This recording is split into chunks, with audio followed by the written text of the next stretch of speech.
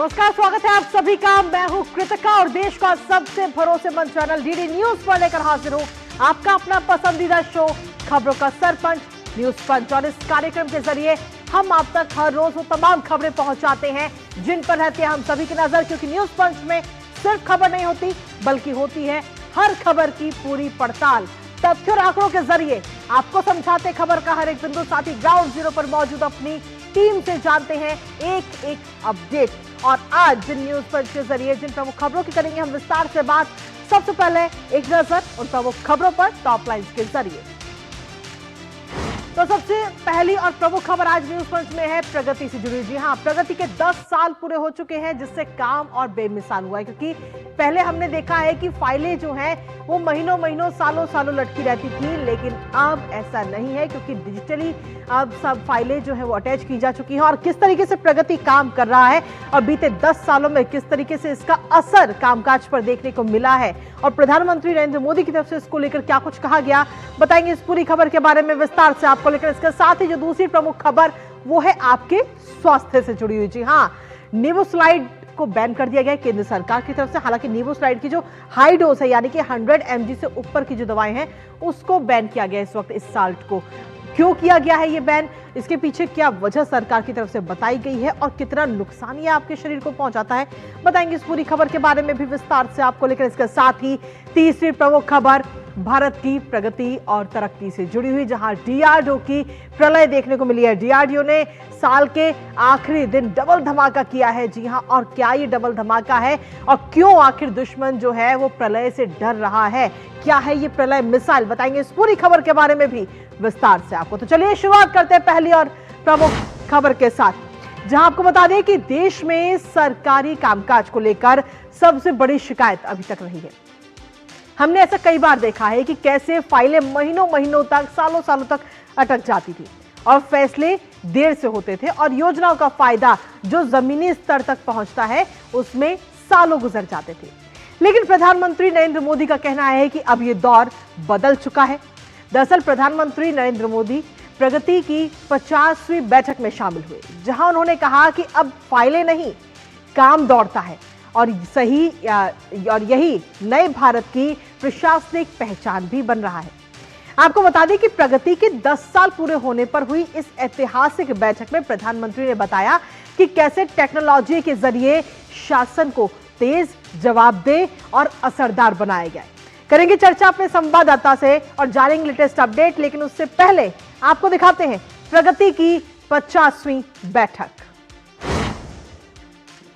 तो जी हां, प्रगति की ये 50वीं बैठक और प्रगति के 10 साल पूरे होने पर यह ऐतिहासिक बैठक का आयोजन किया गया। प्रधानमंत्री नरेंद्र मोदी इस बैठक में शामिल हुए और सीधे तौर पर उन्होंने कहा कि अब फाइलें नहीं दौड़ती बल्कि अब काम दौड़ता है, क्योंकि सब चीजें अब ऑनलाइन हो चुकी हैं और ये नए भारत की प्रशासनिक पहचान है जो काम दौड़ रहा है, जमीनी स्तर पर उसका असर दिख रहा है। टेक्नोलॉजी के जरिए शासन तेज हो चुका है, बेहतर तालमेल में समय पर फैसले लिए जा रहे हैं, जिसका असर जमीनी स्तर पर भी दिख रहा है और योजनाएं तुरंत जमीनी स्तर पर पहुंच रही हैं।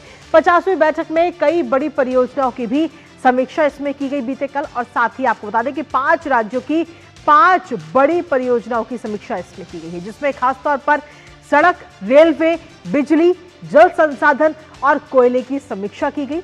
इसके साथ ही परियोजनाओं का जो सीधा संबंध है वो आम लोगों से है। तो प्रगति की ये 50वीं बैठक अपने आप में काफी खास और काफी महत्वपूर्ण रही, लेकिन बीते 10 साल में किस तरीके से प्रगति ने काम किया और आखिर इस प्रगति है क्या, एक नजर फटाफट से उस पर डाल दें। दरअसल प्रगति की जब हम बात करते हैं उसकी फुल फॉर्म की अगर हम बात करें तो वो है proactive governance and timely implementation. ये एक दरअसल डिजिटल प्लेटफॉर्म है और जो कि प्रधानमंत्री नरेंद्र मोदी द्वारा स्वयं संचालित किया जा रहा है। केंद्र और राज्य के द्वारा इसकी समीक्षा की जाती है। यहाँ पर जो भी शिकायतें आती हैं केंद्र और राज्य दोनों ही सरकारें उसकी समीक्षा करते हैं। दोनों की तरफ से इसमें कामकाज पूरा देखा जाता है कि कौन सी फाइल आई है और कौन सी फाइल रह गई, इन तमाम चीज़ों को लेकर। खासतौर पर जो परियोजनाएं सरकार की तरफ से चलाई जाती हैं उन परियोजनाओं में आखिर कौन सी फाइल अटक गई है, कौन सी परियोजनाएं अटकी हुई हैं, उन तमाम चीज़ों की समीक्षा इस प्लेटफॉर्म के जरिए, प्रगति के जरिए की जाती है। निर्णय लेने की जो प्रक्रिया है उसमें काफी तेजी आई है इसके जरिए, क्योंकि जब फाइल एक जगह से दूसरी जगह पहुंचती है तो उसमें समय लगता है, लेकिन प्रगति डिजिटल प्लेटफॉर्म के जरिए ये काम बहुत जल्द हो जाता है। खुद ब खुद शासन की जो रफ्तार है वो अपने आप बढ़ गई है प्रगति प्लेटफॉर्म के जरिए, और भारत की गवर्नेंस संस्कृति में गहरा बदलाव, गवर्नेंस की जो संस्कृति है उसमें गहरा बदलाव हमें हाल ही में इसको लेकर देखने को मिला है।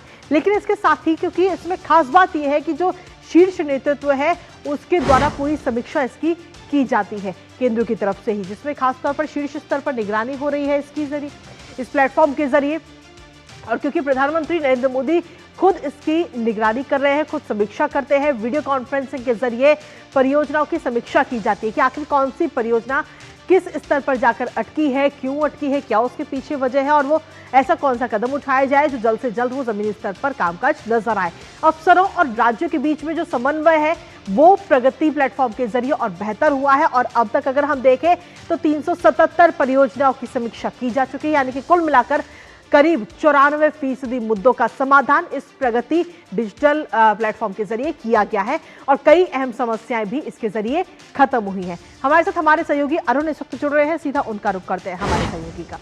अरुण, सीधे तौर पर प्रगति की हम बात कर रहे हैं, 10 साल पूरे हो चुके हैं, और 10 साल पूरे होने पर 50वीं महत्वपूर्ण बैठक का आयोजन, जिसमें प्रधानमंत्री भी शामिल हुए, जिसमें उन्होंने बताया कि किस तरीके से अब फाइलें नहीं दौड़ रही बल्कि काम दौड़ रहा है।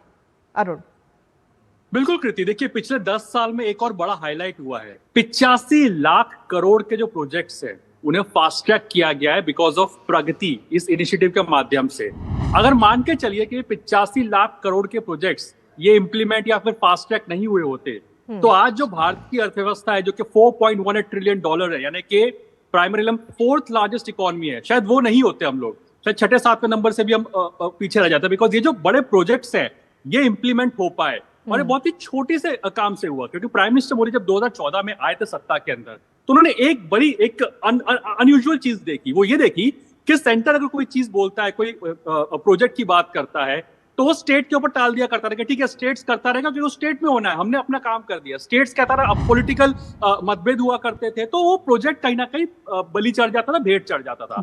तभी प्राइम मिनिस्टर मोदी ने आकर के बोला कि proactive governance and timely implementation, इस बात पर फोकस होगा ताकि ईज ऑफ लिविंग हो सके, जनता जनार्दन के पैसे की बर्बादी ना हो। फिर कोई प्रोजेक्ट अगर डिले होता है तो उसकी कॉस्ट लगभग 2 गुना तक बढ़ जाती है।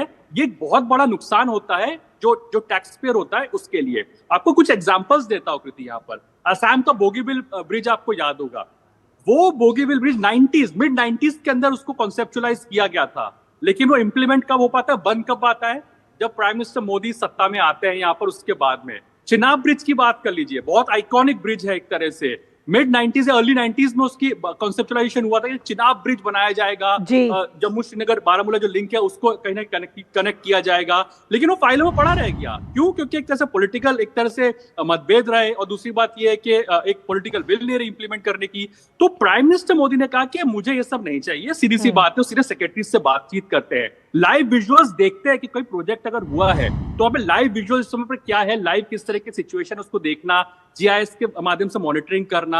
और जाहिर सी बात है इस बार जो प्रगति की बैठक हुई है इसमें प्राइम मिनिस्टर मोदी एक बड़ा मंत्र दिया है। सब इस बार तक ये रहता था पिछले 10 साल में कि हम रिफॉर्म, परफॉर्म और ट्रांसफॉर्म की बात कर रहे थे। इस बार प्राइम मिनिस्टर मोदी ने कहा है कि प्रगति का जो विजन होगा वो बड़ा क्लियर है कि रिफॉर्म टू सिंप्लीफाई, यानी कि सिंप्लीफिकेशन पर फोकस है, परफॉर्म टू डिलीवर और transform to impact the lives of the people. तो सीधी सी बात है कि बिल्कुल क्लियर विजन है प्राइम मिनिस्टर मोदी का कि प्रोजेक्ट्स अटके ना, उसके लिए प्रोएक्टिव अप्रोच स्टेट्स भी ले, अपने लेवल पर मीटिंग करे, क्योंकि कोई भी अगर इंफ्रास्ट्रक्चर प्रोजेक्ट डिले होता है तो 2x 3x कॉस्ट हो जाती है, जिसका खामियाजा आम जनता को भुगतना पड़ता है। तो आज जो भारतीय अर्थव्यवस्था 4th लार्जेस्ट है, प्रगति का एक बहुत बड़ा रोल निकल करके आता है। 85 लाख करोड़ एक बहुत बड़ा आंकड़ा है जिसको कहीं ना कहीं फास्ट ट्रैक किया है because of Pragati meeting.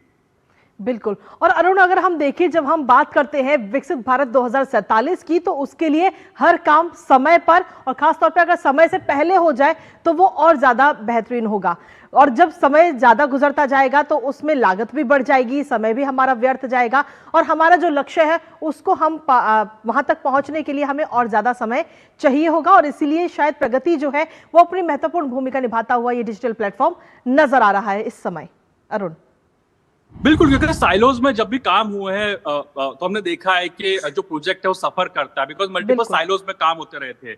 Prime minister Modi इस प्रगति बैठक में करता ये है कि डायरेक्टली सेक्रेटरी लेवल के जो ऑफिसर्स होते हैं उनसे डायरेक्टली डील करते हैं, जो लोग ग्राउंड पर काम कर रहे हैं उनसे बातचीत करते हैं। कई बार ऐसे भी इलाके होते हैं जहां पर फिजिकल जाना मुमकिन नहीं हो पाता क्योंकि प्रोजेक्ट जिस जगह पर बन रहे हैं, इनफैक्ट सेक्रेटरी लेवल ऑफिसर्स के लिए भी जाना कई बार मुमकिन नहीं हो पाता है। तो वीडियो कॉन्फ्रेंस से या फिर लाइव विजुअल्स देख करके प्रोजेक्ट की मॉनिटरिंग करना ये बहुत बड़ा इम्पैक्ट का काम करता है। सेकेंडली आप देखिए कि जो इस नए युग के अंदर हमारी जो चैलेंजेस हैं, अपॉर्चुनिटीज है, काफी चेंज हो गई है। अब देखिए जो क्रिटिकल सेक्टर्स को जो प्राइम मिनिस्टर मोदी ने कल रिव्यू किया है उसमें माइंस एक बहुत इंपॉर्टेंट सेक्टर निकल कर के आया है। माइंस इसलिए इंपॉर्टेंट है, आप देखिए कि चाइना ने देखिए सिल्वर को आप पाएंगे कि उसको रेस्ट्रिक्ट कर दिया है, यूएस ने भी सिल्वर को रेस्ट्रिक्ट कर दिया है। कॉपर एक तरह से न्यू गोल्ड की तरह से कहा जा रहा है कि कॉपर एक तरह से नया गोल्ड साबित होता हुआ दिखाई देगा, लोग कॉपर की तरफ दौड़ रहे हैं। तो भारत अपनी कैपेसिटी कैपेबिलिटीज को इस माइनिंग सेक्टर में बढ़ाना चाहता है कि हम अपने खुद के कॉपर को माइन करके निकालें, हम लोग को की डिपेंडेंसी दूसरे देशों पर ना रहे। जब तक हमें मेटल्स की बात आती है, बिकॉज जब एआई की बात करते हैं, जब हम लोग बात करते हैं डेटा सेंटर्स बनाने की, गूगल माइक्रोसॉफ्ट जैसी बड़ी बड़ी कंपनियां भारत में अगर डेटा सेंटर्स बना रही है तो कॉपर का बहुत मैसिव कंजम्पशन होगा, माइनिंग की बहुत मैसिव रिक्वायरमेंट होगी। तो जो क्रिटिकल सेक्टर्स का जो कल प्राइम मिनिस्टर मोदी ने निरीक्षण किया, रिव्यू किया है, उसमें माइनिंग को बहुत प्रमुखता दी है। जाहिर सी बात है, जो वाटर प्रोजेक्ट्स है, रेलवेज है, रोडवेज है, वो प्रोजेक्ट्स रहे हैं, लेकिन माइन बहुत क्रिटिकल रहा है और इस पर फोकस रहना चाहिए कि पिछले हमने देखा 3-4-5-6 महीने के अंदर माइनिंग को लेकर के सरकार का बहुत फोकस रहा है। कैबिनेट के अंदर मैसिव डिसीजंस लिए गए माइनिंग को लेकर के रूल्स को और आसान किया जा सके। तो फोकस इसी बात पर है कि हम लोग अपनी नेक्स्ट जनरेशन रिक्वायरमेंट को देखते हुए कैसे अपनी आज की पॉलिसीज को चेंज करें और ह्यूमन सेंट्रिक पॉलिसीज बनाए जिससे कि जनता को फायदा हो सके, आपको, मुझे और जो कॉमन आदमी होता है उसको फायदा हो सके। इस बात पर फोकस है प्रगति का। बहुत बहुत शुक्रिया अरुण, तमाम जानकारी हमारे साथ साझा करने के लिए, इस महत्वपूर्ण खबर से जुड़ी। और इसी के साथ चलिए अब रुक करते हैं हमारी अगली महत्वपूर्ण खबर का, जो है आपकी सेहत से जुड़ी। जी हाँ, क्या आप भी हल्का बुखार या फिर जब शरीर में दर्द होता है तो बिना डॉक्टर की सलाह के ही आप निवेसुलाइड साल्ट वाली दवा लेते हैं? अगर हाँ, तो ये आपको बता दें कि ये दवा जो है आपके शरीर को काफ़ी नुकसान पहुंचाती है और इसीलिए केंद्र सरकार ने 100 मिलीग्राम से ज़्यादा डोज वाले निवेसुलाइड की सभी इमीडिएट रिलीज ओरल दवाओं को बनाने, बेचने और इसके डिस्ट्रीब्यूशन पर पूर्ण प्रतिबंध लगा दिया है, बैन कर दिया गया है। और खास बात यह है कि सरकार ने निवेसुलाइड की हाई डोज दवा पर प्रतिबंध लगाया है, पर इसकी जो हल्की डोज की दवा है वो ली जा सकती है, लेकिन वो दवाएं भी डॉक्टर की सलाह के बगैर नहीं ली जा सकती। आपको यह भी बता दें कि निवेसुलाइड एक famous non steroid anti inflammatory drug है, जिसे एडल्ट्स में दर्द, सूजन और बुखार के इलाज के लिए इस्तेमाल करते हैं। अब आखिर सरकार ने इसे बैन करते हुए क्या कुछ पक्ष रखा है, क्यों इसे बैन किया है, वो आपको बताएंगे। साथ ही करेंगे चर्चा अपने संवाददाता से, लेकिन उससे पहले आपको दिखाते हैं कैसे एक्शन मोड में है इस समय सरकार। तो आपकी सेहत का ध्यान रखते हुए इस समय एक्शन मोड में सरकार नजर आ रही, जहां निवेसुलाइड दवाओं पर इस समय सरकार ने प्रतिबंध लगा दिया है, लेकिन ये प्रतिबंध लगाया गया है 100 मिलीग्राम से ज्यादा की दवाइयों पर। 100 mg से ज्यादा की डोज पर बिक्री पर पूरी तरह से रोक लगा दिया गया है, उसके डिस्ट्रीब्यूशन पर रोक लगा दिया गया है, उसके निर्माण पर रोक लगाया गया है। दवाओं का प्रोडक्शन भी इसके जरिए अब बंद कर दिया गया है इस बैन के जरिए। और साथ ही बाजार में जो दवाएं 100 mg से ऊपर की मौजूद हैं, उन दवाओं को भी वापस मंगाया जाएगा। इसके साथ ही आपको बता दें कि ड्रग एंड कॉस्मेटिक्स एक्ट 1940 की धारा 26A के तहत ये महत्वपूर्ण फैसला लिया गया है। लेकिन आखिर सरकार का पक्ष इसको लेकर क्या है, सरकार ने क्या कुछ कहा है इसको लेकर, वो आपको बता दें। दरअसल सरकार ने साफ तौर पर स्वास्थ्य मंत्रालय की तरफ से इसकी जानकारी दी गई, नोटिफिकेशन जारी करते हुए ये जानकारी दी गई है इस बैन को लेकर, और कहा गया कि जनहित को ध्यान में रख करके ये बड़ा और महत्वपूर्ण फैसला लिया गया है, जो आम लोग हैं उनकी सेहत का ध्यान रखते हुए। अंतर्राष्ट्रीय मेडिकल रिपोर्ट्स में भी इसको लेकर चेतावनी पहले से ही आ चुकी है। हाई डोज की अगर हम बात करें तो हाई डोज निवेसुलाइड से स्वास्थ्य को सीधे तौर पर खतरा है, क्योंकि ये आपके शरीर को नुकसान पहुंचाता है। लीवर खराब होने का भी इसके जरिए खतरा है कि अगर आप 100 mg से ऊपर की निवेसुलाइड लेते हैं तो इससे आपका लीवर खराब होने के चांसेस हैं।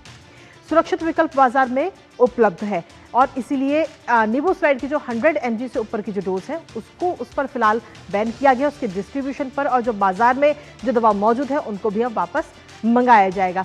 लेकिन अगर इससे पहले की अगर हम बात करें तो पहले भी ये बैन इस तरीके का लगाया गया था। वो कैसे लगाया गया था वो भी आपको बता। दरअसल पिछले 1 दशक से जांच के दायरे में निवेसुलाइड है, लगातार उसको लेकर कई रिपोर्ट्स भी हमारे सामने आ चुकी हैं अलग अलग रिसर्च एजेंसियों की तरफ से।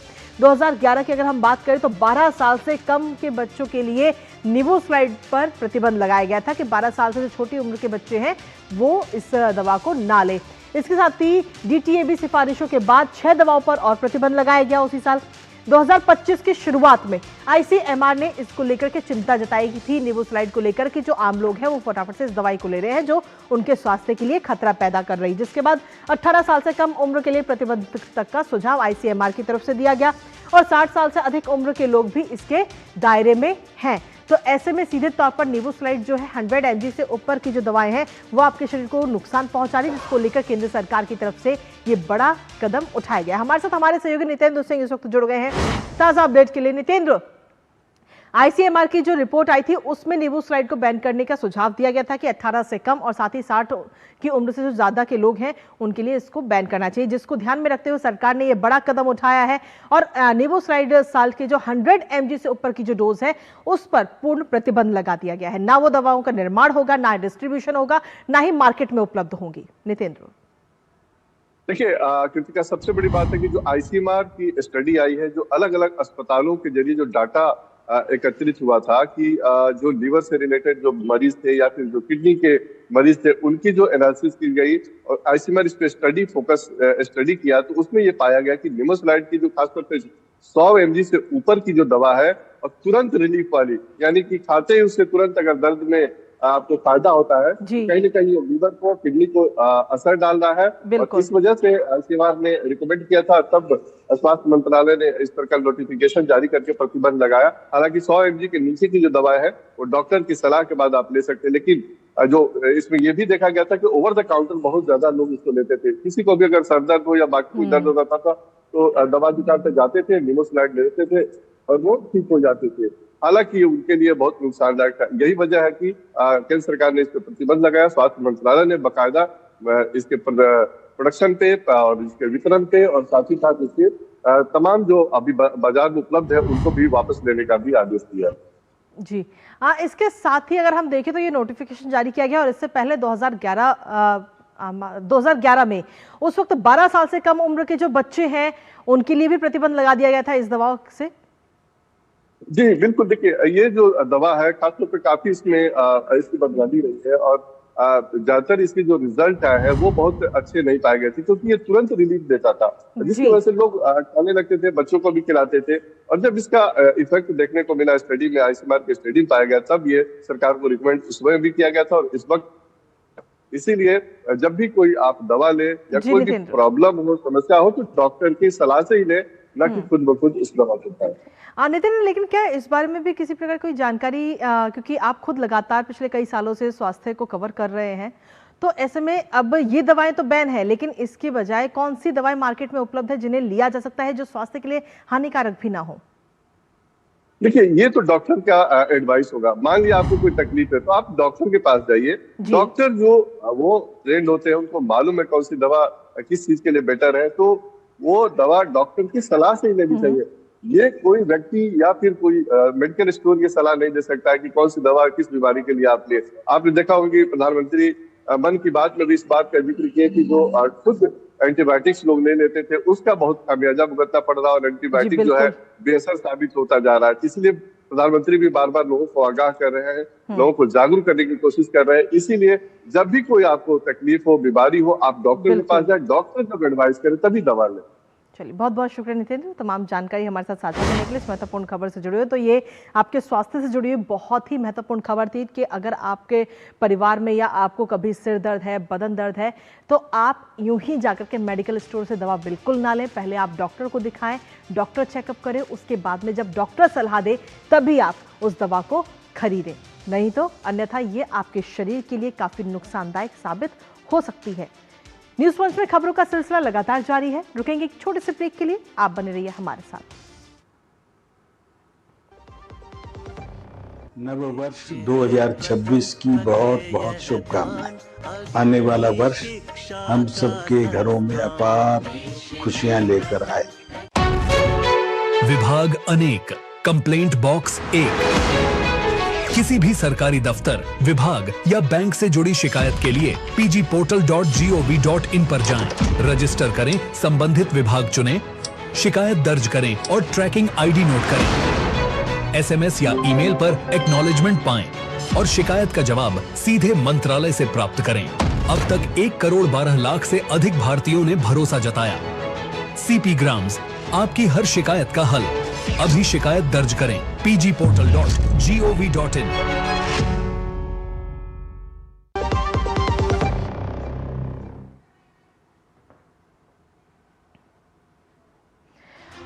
और ब्रेक के बाद एक बार फिर से स्वागत है आप सभी का। रुक करते हैं हमारी तीसरी महत्वपूर्ण खबर का। देश की सुरक्षा और आत्मनिर्भर भारत की रीढ़ बना DRDO आज अपना स्थापना दिवस मना रहा है। 1958 में स्थापित रक्षा अनुसंधान एवं विकास संगठन ने भारत को रक्षा तकनीक में आत्मनिर्भर बनाने में ऐतिहासिक भूमिका निभाई है। तो वहीं बीते कल यानी कि साल के आखिरी दिन भारत ने डबल धमाका भी किया है। रक्षा अनुसंधान एवं विकास संगठन ने अपनी ताकत का लोहा मनवाते हुए स्वदेशी रूप से विकसित प्रलय मिसाइल का बेहद ही सफल परीक्षण किया है, जो आप इस वक्त देख भी पा रहे हैं स्क्रीन के जरिए। और आपको बता दें कि ये कोई साधारण परीक्षण नहीं था, बल्कि ये एक सॉल्वी लॉन्च था जिसने दुश्मन के खेमे में इस समय खलबली मचा दी है। दरअसल सॉल्वी लॉन्च का सीधा मतलब ये होता है कि एक साथ और बहुत ही कम अंतर पर कई हथियारों का ये हमला करना। अब इस परीक्षण में DRDO ने एक ही मोबाइल लॉन्चर से 2 मिसाइलों को बैक टू बैक फायर किया है। अब आखिर प्रलय की क्या कुछ खासियत है और क्यों इसे दुश्मन का काल माना जा रहा है, बताएंगे आपको। लेकिन सबसे पहले आपको दिखाते हैं डबल प्रलय। तो जी हां, डबल प्रलय की ये गूंज इस समय पूरे देश में सुनाई दे रही है। DRDO की तरफ से ये बड़ी सफलता, जिसकी तस्वीर भी इस समय हम आपको दिखा रहे हैं। बीते कल साल के आखिरी दिन ये बड़ी सफलता DRDO को मिली है। प्रलय मिसाइल का सफल लॉन्च हुआ है ये, और एक ही लॉन्चर से 2 मिसाइलें दागी गई हैं बैक टू बैक, जो अपने आप में एक बड़ी बात है। और दोनों मिसाइलों ने सभी लक्ष्य भी हासिल किए हैं। तो इन तस्वीरों के माध्यम से भी हम आपको दिखा रहे हैं इस समय दोनों मिसाइलों ने लक्ष्य जो थे उनके वो भी हासिल किए। और रक्षा मंत्री राजनाथ सिंह ने इसको लेकर के बधाई भी दी है DRDO को, जहां सीधे तौर पर बीते कल flight test user evaluation trial का ये हिस्सा है। तो डबल प्रलय की जो ये गूंज है वो इस समय पूरे देश में सुनाई दे रही है। रक्षा क्षमता और आत्मनिर्भरता इसके जरिए आगे आने वाले समय में और मजबूत होती हुई नजर आएगी। तो DRDO ने बीते कल एक बड़ी सफलता हाथ लगी है। लेकिन इसके साथ ही आखिर इस प्रलय की क्या कुछ खासियत है वो एक बार आपको बता दें, क्योंकि ये पूरी तरह से स्वदेशी बैलिस्टिक मिसाइल है। लेटेस्ट गाइडेंस और नेविगेशन सिस्टम से पूरी तरह से लेस है। इसके साथ ही तेज और सटीक स्ट्राइक की क्षमता इस प्रलय मिसाइल के अंदर है। अलग अलग तरह के वॉरहेड ले जाने में भी ये मिसाइल जो है, प्रलय मिसाइल, ये पूरी तरह से सक्षम है। इसके साथ ही विभिन्न लक्ष्यों पर हमला करने में भी ये कारगर है, जिसका बीते कल हमने एग्जाम्पल भी देखा। और साथ ही रडार और दुश्मन की रक्षा प्रणाली भी इसको ट्रैक नहीं कर पाएगी। तो रडार से बचने की खासियत भी इसके पास में है, प्रलय के पास में। लेकिन इसके साथ ही आखिर क्यों इसे दुश्मनों का काल प्रलय को माना जा रहा है वो आपको बताते हैं। क्योंकि इसकी रेंज की अगर हम बात करें तो 150 से 500 किलोमीटर तक की इसकी रेंज है, यानी कि ये एक जगह से लेकर के दुश्मन के खेमे तक बड़े आसानी से पहुंच सकती है। 500 किलोमीटर तक की इसकी रेंज बताई जा रही है। वॉरहेड की अगर हम बात करें तो 350 से लेकर 1000 किलोग्राम तक इसका वॉरहेड है, जो इतना ये वजन उठाने में सक्षम है पूरी तरह से। और इसकी अगर हम स्पीड की बात करें तो इसकी स्पीड है 7000 से 7500 किलोमीटर प्रति घंटे। तो इसकी कई सारी खासियत है, जिसमें हमने आपको इसकी रेंज बताई कि 150 से लेकर के 500 किलोमीटर तक की इसकी रेंज है। वॉरहेड 350 से 1000 किलोग्राम और इसकी स्पीड, इसकी जो तीव्रता है वो है 7000 से 7500 किलोमीटर। और जो दुश्मन है, दुश्मन की जो रडार है उसको वो भी इसको कैच नहीं कर पाएगी। तो इसमें कई सारी खासियत हैं अपने आप में, और सीधे तौर पर इसकी खासियत है जिसको लेकर के DRDO ने बीते कल ये बड़ी सफलता हासिल की है। और खुद रक्षा मंत्री राजनाथ सिंह ने भी इसको लेकर बधाई दी है। तो भारत लगातार एक एक करके कदम आगे बढ़ा रहा है। कई सारे रक्षा समझौते भी लगातार हो रहे हैं। हमारे देश की जो सेना है, तीनों सेनाएं, वो भी इस वक्त अंदरूनी तौर पर भी मजबूत हो रही है। कई सारे जो आधुनिक हथियार हैं उनसे लैस हो रही हैं। और इधर एक तरफ DRDO भी लगातार प्रगति कर रहा है। और अभी हाल ही में बीते कल की अगर हम बात करें साल के आखिरी दिन, तो DRDO ने प्रलय मिसाइल लॉन्च की, जिसके अंदर 2 मिसाइलें थी, बैक टू बैक ये मिसाइल थी, जिसकी कई सारी खासियत है। और इस सफल परीक्षण के बाद दुश्मन खेमे में खलबली मचना भी बिल्कुल तय माना जा रहा है। और इसी के साथ फिलहाल न्यूज पंच मुझे और हमारी पूरी टीम को दीजिए अनुमति, दोपहर 2 बजे फिर होगी आपसे मुलाकात कुछ और महत्वपूर्ण खबरों के साथ। तब तक के लिए नमस्कार।